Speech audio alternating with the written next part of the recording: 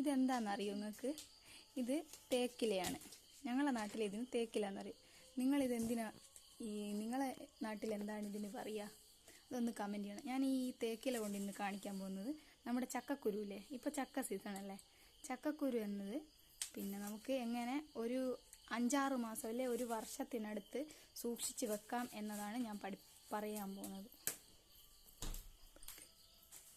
ഈ തേക്കിലയിൽ ഈ നന്നായിട്ട് കഴുകി ഉണക്കി വെയിലത്തിട്ട ചക്കക്കുരുകളാണിത്.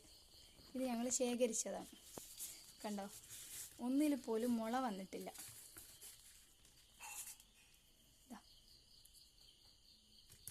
ഇത് ഇങ്ങനെയാണ് നന്നായിട്ട് കഴുകി വെയിലത്തിട്ട് ഉണക്കി വെള്ളം വറ്റിയതിന് ശേഷം മാത്രം എടുക്കാം. അല്ലാതെ മുള വരാൻ പറ്റുന്ന കുരുവൊന്നും എടുക്കരുത്, അത് പെട്ടെന്ന് നാശമായി പോവും.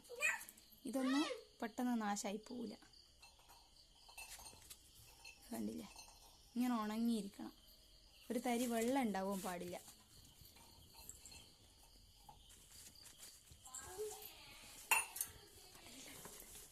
അതൊക്കെ ഞങ്ങൾ എന്താക്കും, നനവില്ലാണ്ട് ഇങ്ങോട്ടേക്ക് ശേഖരിച്ചു വെക്കുന്നു.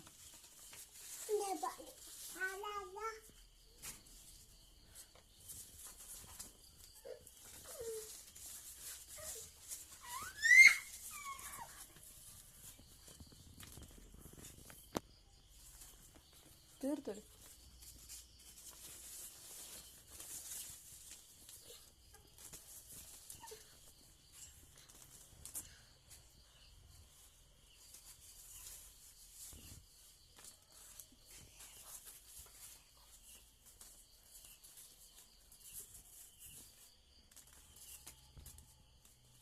ഇത് കണ്ടില്ലേ, ഇതാ ചക്കക്കുരുവിലൊന്നും ഒരു തുള്ളി വെള്ളമില്ല. വെള്ളമില്ലാണ്ട് നന്നായി ഉണങ്ങിയ ചക്കക്കുരുവാണ് നമുക്ക് വേണ്ടത്.